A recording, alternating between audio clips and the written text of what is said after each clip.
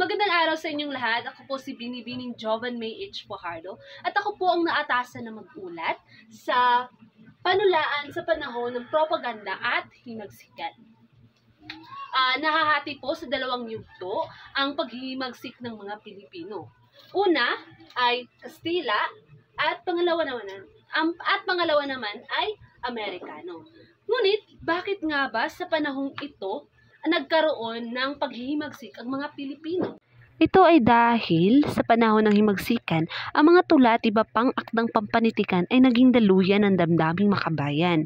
Ang mga Makata ay gumagamit ng tula upang ipahayag ang kanilang saloobin ukol sa kolonyal na pamamahala ng Kastila at Amerikano at ang pagnanais para sa kalayaan. Ang panitikang mapanghimagsik ay umabong at kumupas lamang noong pagsuko ni General Miguel Malvar noong 1903. Mayroong dalawang katangian ng panitikan ang himagsikan. Una ay ang maalab na damdaming makabayan, pangalawa ay ang himig ng nanunuligsang pampulitika. Ngayon, pansinin naman natin ang tula ni Andres Bonifacio na isinali ni Marcelo H. Del Pilar. Nais ko po na sabayan ninyo ako magbasa na makikita niyo sa inyong screen. Halimbawang tula ni Andres Bonifacio na isinali ni Marcelo H. Del Pilar.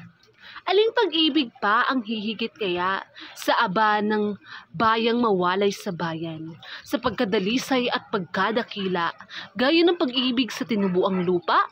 Aling pag-ibig pa? Wala na nga, wala. Pagpupuring lubos ang palaging hangad, sa bayan ng taong may dangal na ingat, umawit, tumula, kumathay, sumulat, kalakhan din niya'y isinisiwalat, walang mahalagang hindi inahandog, na mga pusong mahal sa bayang nagupkup, dugo, yaman dunog, katiis at pagod, buhay may abuting magkalagot-lagot. Bakit? Alin ito na sakdal ng lahi, nahahandugan ng buong pagkasig, na sa lalong mahal na pangyari at ginugulan ng buhay na iwi. Ito'y inang bayang tinubuan. Siya'y inatangi na kinalimutan ng kawili-wiling liwanag ng araw, nagbibigay init sa buong katawan. Kalakip din nito'y ang pag-ibig sa bayan. Ang lahat ng lalong sa gunitay mahal, mula sa masaya't gasong kasanggulan, hanggang sa kataway mapasalabingan. Gunita may laging sakbibi ng lumbay, walang alaala't inaasam-asam, kundi ang makita'y lupang tinubuan, pati ang nagdusat 10 kamatayan. Wari ay masarap kung dahil sa inang bayan, at lalong maghirap o himalang bagay, lalong pag-irog pa ang sa kanya'y atay. Kung ang bayang ito'y mapapasanganib, at siya ay dapat na ipagtangkilik, ang anak, asawa, magulang, kapatid, isang tawag niya'y tatalik ng pilit. Hayo na nga, hayo, kayong nangabuhay sa pag-asang lubos ng kaginhawaan at walang tinamo kundi kapaitan. Hayo na't ibangon ang naaabang bayan, kayong nalagasan ng bunga't bulaklak, ng kahoy ng bunga na ilantat sukat, ng balabalakit na mahirap. Ngayon, dumako naman tayo sa mga Makatang Ladino. Sino at ano nga ba ang mga Makatang Ladino? Ang mga Makatang Ladino ang nagsulat sa dalawang wika.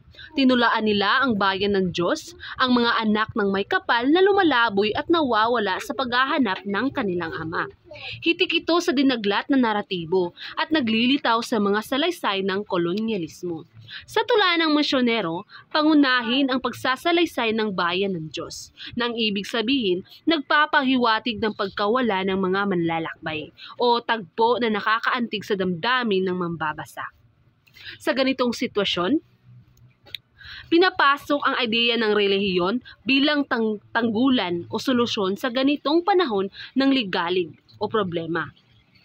Hinahatak ng Makata ang mga mambabasa upang mapagbilang sa bayan ng Diyos. Ang tulang Ladino ay anyo ng pagkontra sa kolonyalismo o constructing colonialism. Ito ay ang tulang nakasulat sa ating sariling wika at sa gayong paraan ay naiisa Pilipino ang Kristyanismo. According pa nga kay Vicente Rafael, ayon sa kanya, constructing colonialism is a strategy that short-circuits the authorities' message. So, ang ilang halimbawa sa mga tulang ito ay ang salamat ng ualang hanga ni Fernando Bagong Banta at ang salamat ng ualang huyang naman ni Pedro Suarez at may bayumat may rilim hindi kilala. At dito na po nagtatapos ang aking diskusyon.